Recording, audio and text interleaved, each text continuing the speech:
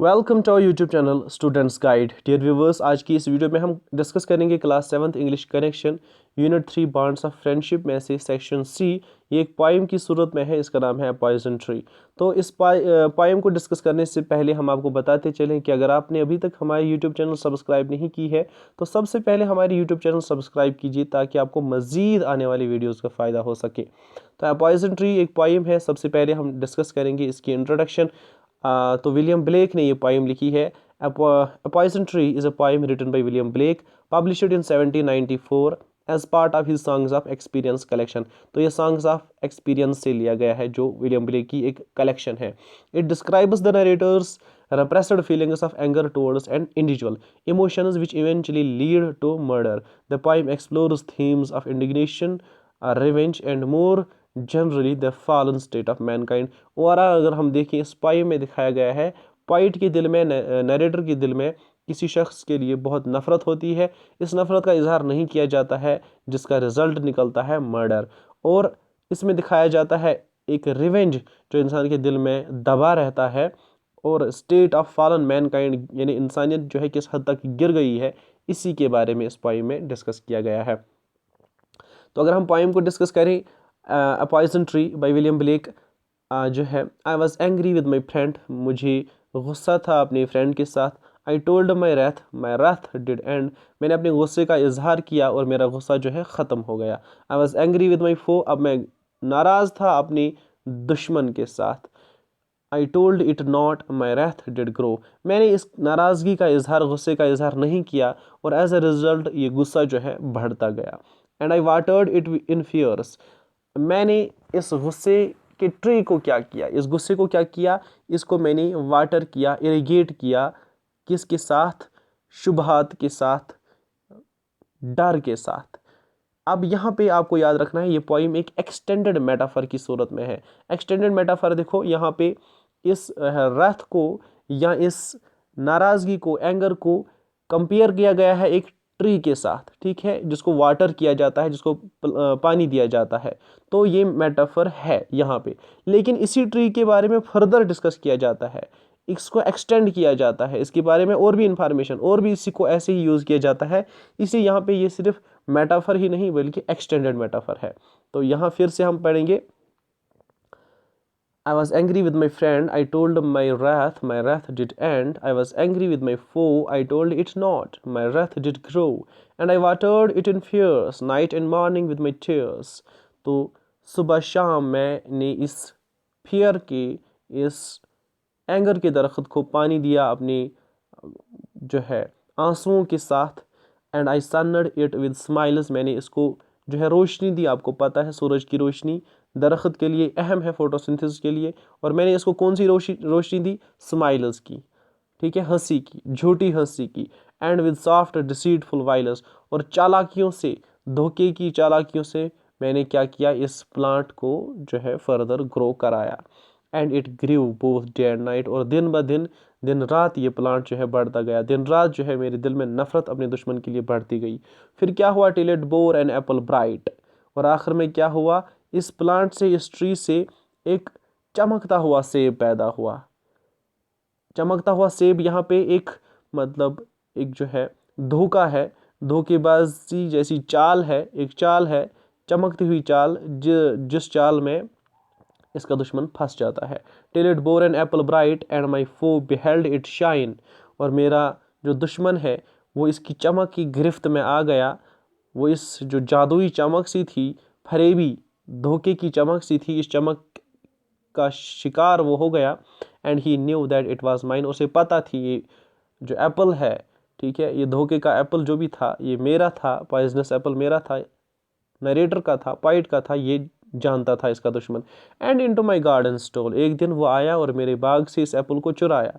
When the night had wheeled the pole, कब, जब बहुत अंधेरा छा चुका था, इवनिंग स्टार जो है वो भी गायब हो चुका था। In the morning glad I see, और सुबह फिर क्या हुआ, सुबह मॉर्निंग में मैं अपने बगीचे में गया और खुशी से मैंने क्या देखा, माई फो आउटस्ट्रेच्ड बीनीथ द ट्री, और मेरा दुश्मन जो था वो लेटा हुआ था, पड़ा हुआ था इस ट्री के पास में, मीन्स वो मर गया था।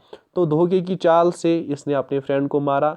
वजह क्या थी, क्योंकि इसके दिल में नफरत थी, नाराज़गी थी इस दुश्मन के साथ जिसका इजहार इसने नहीं किया। इसी वजह से इसके फ्रेंड की मौत हो जाती है, मीन्स एक कत्ल हो जाता है, मर्डर हो जाता है। अब अगर समरी की बात करें, the poet recounts being mad at a friend, the speaker told there friend about this anger which subsequently went away. By contrast, when the speaker was angry with an enemy, the speaker kept quiet. Their anger then increased. ठीक है, तो point जो है ये अपने एक दोस्त के साथ नाराज़ था, इस नाराज़गी का इजहार किया गया और जो है एंगर ख़त्म हो गया। दूसरी तरफ फिर से ये नाराज़ था एक दुश्मन के साथ, ये खामोश रहा, इसने नाराज़गी का इजहार नहीं किया और ये एंगर जो है ये बढ़ता गया। The speaker cultivated this anger as if it were something planted in a garden, metaphorically nourishing it with fears and tears, both day and night. The speaker's smiles and other gentle deceptions used to hide the anger, in fact, only fed the anger further. Speaker ने इस anger को cultivate किया, इस anger को nourish किया जैसे कि एक दरख्त था। तो ये एक मेटाफर है, मेटाफर की सूरत में जैसे कि एक दरख्त था, जैसे दरख्त को पानी दिया जाता है, वैसे ही इसने इसको नरिश किया और ये प्लांट जो था, ट्री जो था एंगर का, ये दिन ब दिन बढ़ता गया। The anger grew constantly until it became a tree which bore a bright apple. The speaker's enemy saw this apple shining and knew it belonged to the speaker. ये ट्री जो है एंगर का ट्री, ये बढ़ता गया और इसमें एक सेब उगा लगा जो कि इसके एनिमी ने देखा, चमकता हुआ सेब है और इसके एनिमी को पता थी ये स्पीकर का सेब है। The enemy snuck into the speaker's garden during the dead of night. The next morning, the speaker is happy to see this enemy lying dead beneath the tree.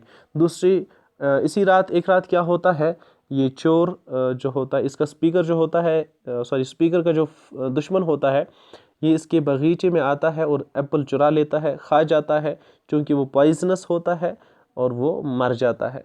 Means इसका मतलब क्या है, कौन सा एप्पल था, असल में एप्पल वेप्पल कोई नहीं था, एक एप्पल जो था ये एक, इसका मतलब है एक धोखे की चाल चली, फरेबी चाल चली राइटर ने, इसका शिकार, इस चाल का शिकार हो जाता है, इस धोखे में फंस जाता है इसका दुश्मन और ये अपने दुश्मन को मार डालता है और पॉइंट जो है ये खुश हो जाता है अपने दुश्मन को मार के। तो यहाँ पे हमें लगता है कि कैसे जो ह्यूमैनिटी है वो गिरी हुई इंसानियत है।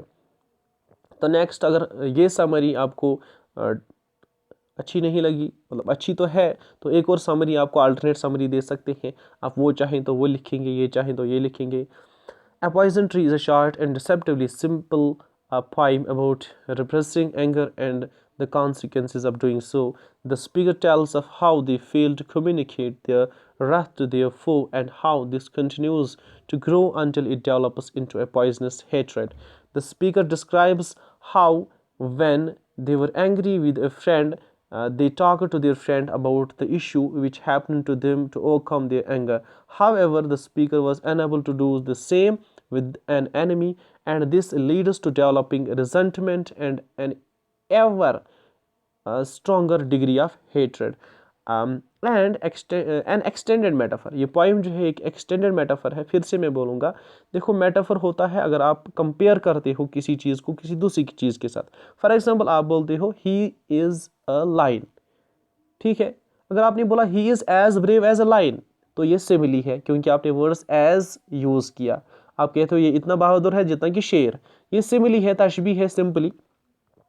अगर आप कहते हो ही इज़ अ लाइन, यहाँ पे भी आप इसकी ब्रेविटी को, इसकी बहादुरी को कंपेयर करते हो, लेकिन आप लाइक या एज वर्ड इस्तेमाल नहीं करते हो, आप सिंपली बोलते हो ही इज़ अ लाइन, ठीक है। तो ये मेटाफर है। यहाँ पे बोला जाता है his anger is a tree, इसका एंगर जो है एक ट्री है और इस ट्री के बारे में आप देखो फर्दर डिटेल दी जाती है। इस ट्री को नॉरिश किया जाता है, पानी दिया जाता है, ये ट्री बड़ा हो जाता है, इस ट्री का एप्पल होता है, वो चमकता है और ये सब कुछ यही मेटाफर ही है। इसको आगे डिस्कस किया जाता है, कहानी को इसी मेटाफर से आगे बढ़ाया जाता है। तो इसको हम क्या कहते हैं, एक्सटेंडेड मेटाफर, ये आप याद रखोगे। An extended metaphor of a tree growing in the speaker's garden demonstrates how the anger continues to grow. In the lines, and I watered it in fears, and I sunned it with smiles, the speaker actively cultivates the tree or anger. Extremely Sorry, eventually all the anger blossoms into a poisonous fruit. The enemy eats the fruit and dies, and the speaker seems to be glad of this. However, there is also a sense that they see the destructiveness of what has occurred. As the first line is acknowledged, we can easily overcome our anger if we communicate it properly. ठीक है, अगर आपके दिल में किसी शख्स के बारे में कुछ नाराज़गी है, कोई गुस्सा है, इसका इजहार कीजिए। हो सकता है आप गलतफहमी में हो सकता है ऐसा हो ही नहीं जैसे आप सोच रहे हो। अगर आप इसका इजहार करते हो तो जो है गम और गुस्सा आपके दिल में है, नाराज़गी है, वो ख़त्म हो जाएगी। लेकिन अगर आप इसको शेयर नहीं करते हो, एक्सप्रेस नहीं करते हो, इसका नतीजा बहुत बुरा होता है। तो अब क्वेश्चन डिस्कस करते हैं अबाउट द पोएम। पहले तो पहला जो है टिक द करेक्ट आंसर। पहला, in the lines 1 to 2 what killer the poet's wrath. जो पोएट्स रथ होता है, गुस्सा होता है, गज़ब होता है, उसको कौन सी चीज़ ख़त्म करती है? गुस्सा किस चीज़ से ख़त्म हो गया? He shared his feelings with his friend. जो नाराज़गी थी, इसने इसका एक्सप्रेस किया अपने फ्रेंड के साथ, तो गुस्सा ख़त्म हो गया। दूसरा, his wrath with his enemy kept growing as. क्यों बढ़ता गया इसका गुस्सा अपनी फ्रेंड के साथ? क्योंकि the matter was never resolved and the feeling became stronger. क्योंकि मसला कभी सुलझाया ही नहीं गया था और फीलिंग स्ट्रॉन्गर होती गई। तीसरा जो है, पॉइंट कंपेयर्स रथ विद। अब इस गुस्से को किस चीज़ के साथ कंपेयर किया जाता है? ए ट्री के साथ, मेटाफर है। Fourth, in stanza 2 what do soft deceitful violence refer to. Soft deceitful violence का क्या मतलब है? इसका मतलब है tricks to fool the enemy. पांचवा जो है, what does apple bright refer to. Apple bright का क्या मतलब है? इसका मतलब है the false friendship that the speaker offers. जो धोखे की फ्रेंडशिप, झूठी फ्रेंडशिप दिखाता है ये स्पीकर अपने फ्रेंड को, इसी को कंपेयर किया गया है, या इसी को किन वर्ड्स में बताया गया है? एप्पल ब्राइट वर्ड्स में। ठीक है, ये मेटाफर है। अब बी पार्ट जो है, आंसर द फॉलोइंग क्वेश्चंस। इनका आंसर हमने टू द पॉइंट और शार्ट लिखने की कोशिश की है। यहाँ, what is the meaning of I told my wrath? Answer, it means that poet expressed the reason of his anger to his friend. Second, in the stanza second, यहाँ पे एक करेक्शन आपको लगेगी। In the second stanza, and I watered it with fears and night and morning with my, यहाँ पे है tears. What makes the hatred, what makes the hard feelings grow? किसकी वजह से hard feelings grow हो रही है? Answer, nourishing the tree of enmity day and night with fears and tears makes the hard feelings grow. तीसरा question, in the poem does the speaker speak of the reason of enmity. क्या वो एनिमिटी क्यों थी उसकी दुश्मन के साथ? क्या इसका इजहार होता है? क्या वो कहता है मैं अपने दुश्मन के साथ क्यों नाराज था? नहीं, ऐसा नहीं होता है पोएम में, इसका इजहार नहीं किया गया है। आंसर, नो द स्पीकर, यहाँ पे ये वाला करेक्शन है फिर से। No the speaker does not speak of reason of the enmity in the poem. इस रीजन के बारे में स्पीकर पोएम में नहीं बताता है। Why did the foe want the fruit? The foe wanted the fruit because it attracted him. What do you think the poet is saying can happen to us when our anger takes over? Answer, when our anger takes over, it can affect our mental and physical health and can cause great destruction. Question 6, what do you notice in the image given below? What does the snake represent? यहाँ पे image जो दी गई है आपकी text book पे, एक tree सा है और इस ट्री के इर्द गिर्द जो है सांप लपेटा हुआ है। तो इससे, और यहाँ फ्रूट्स भी हैं, सुर्ख फ्रूट्स, तो इससे आपको क्या जो है क्या अखज़ होता है, क्या मीनिंग निकलती है? From the image given on the textbook, the snake can be noticed hanging on the tree. It represents extreme anger that eventually blossomed into a poisoned fruit. ठीक है, अब एलिट्रेशन है, तो यहाँ पे आप एक चीज़ याद रखोगे, एलिट्रेशन जो है, यहाँ पे डेफिनेशन भी दी गई है आपकी बुक पे। एलिट्रेशन असल में क्या होता है? रेपिटेशन ऑफ सेम साउंड, एक ही साउंड रिपीट होती है, और letter at the beginning of each और most of the words in a sentence. एक लाइन में, पोइट्री में एक लाइन में, एक डिवाइस है, पोइट्रिक डिवाइस। एलिट्रेशन एक पोइट्रिक डिवाइस है, या इसको हम क्या कहते हैं? लिटरेरी डिवाइस भी कहते हैं। ठीक है, तो पोइट्रिक टेक्निक भी कहते हैं। एलिट्रेशन एक रेपिटेशन होती है कुछ साउंड्स की। अगर कॉन्सोनेंट साउंड्स रिपीट हुए हैं, ठीक है, तो कॉन्सोनेंट्स कहते हैं, या सिंपली एलिट्रेशन कहते हैं। अगर वावेल साउंड्स रिपीट होती हैं तो एसोनेंस कहते हैं। ठीक है, वो भी एक टाइप की एलिट्रेशन ही है। तो जैसे फॉर एग्जांपल आप देखते हो, गिव पापा cup of proper coffee in a copper coffee cup, इसमें पी की साउंड जो है रिपीट हुई है, ये भी एलिट्रेशन है। या शी सेल्स बाय द सी शोर, इसमें एस की आवाज़, स की आवाज़ जो है रिपीट हुई है, ये भी एलिट्रेशन है। या a box of mixed biscuits, A mixed biscuit box, इसमें एम की आवाज़, म की आवाज़ रिपीट हुई है, ये भी एलिट्रेशन है। तो बहुत सारी जो टाइप्स ऑफ एलिट्रेशन होती है ये आप देख सको कि टाइप्स के अलावा एग्जाम्पल्स, आई मीन टू से एग्जाम्पल्स बहुत सारी हैं। तो यहाँ पे अब आपको बोलना है, यहाँ पार्ट 1 जो है, and I sunned it with smiles and with soft deceitful wiles, इन दोनों लाइन्स में कौन सी साउंड जो है रिपीट हुई है? अगर पहले पार्ट में आप देखोगे and I sunned it with smiles, sunned smiles, तो स एस रिपीट हुआ है ना। तो दूसरे में and with soft deceitful wiles, with wiles, ठीक है, तो डब्ल्यू जो है रिपीट हुआ है, तो ये आप लिखोगे।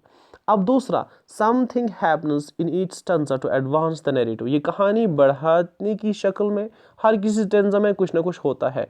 Read the poem and write down in each box as specifically as you can what happens in the stanza, हर किसी स्टेंजा में क्या होता है आपको बतानी है शॉर्ट में स्टोरी। तो स्टेंजा 1 में क्या होता है? इन the stanza first, the poet is angry with his friend and he expresses the cause of his anger to his friend. As a result, his anger dies. He does not express cause of anger to his enemy. As a result, his anger grows. ये पहले stanza में होता है। दूसरे में क्या होता है? The poet nourishes his anger day and night with fears and deceitful violence. ठीक है, ये स्टेंजा 2 में होता है। स्टेंजा 3 में क्या होता है? The tree of poet's anger bears a bright apple and his foe is attracted to it. ये स्टेंजा 3 में होता है। और स्टेंजा 4 में क्या होता है? The foe of the poet steals the fruit of anger, ठीक है, from poet's garden. Since the fruit is poisonous, it kills him. तो इससे जो है वो मर जाता है। Thanks for watching this video. अगर आपको हमारा कंटेंट पसंद आया तो इस वीडियो को लाइक कीजिए, कमेंट कीजिए, आपको कौन से क्वेश्चंस चाहिए, किस तरह का कंटेंट चाहिए, वो हम आपको प्रोवाइड करेंगे, वो वीडियोस हम अपलोड करेंगे। लेकिन हमारे वीडियो को शेयर कीजिए, लाइक कीजिए और कमेंट कीजिए, और हमारे चैनल को सब्सक्राइब भी कीजिए अगर आपको हमारी कोशिश पसंद आई। Thanks again for watching this video.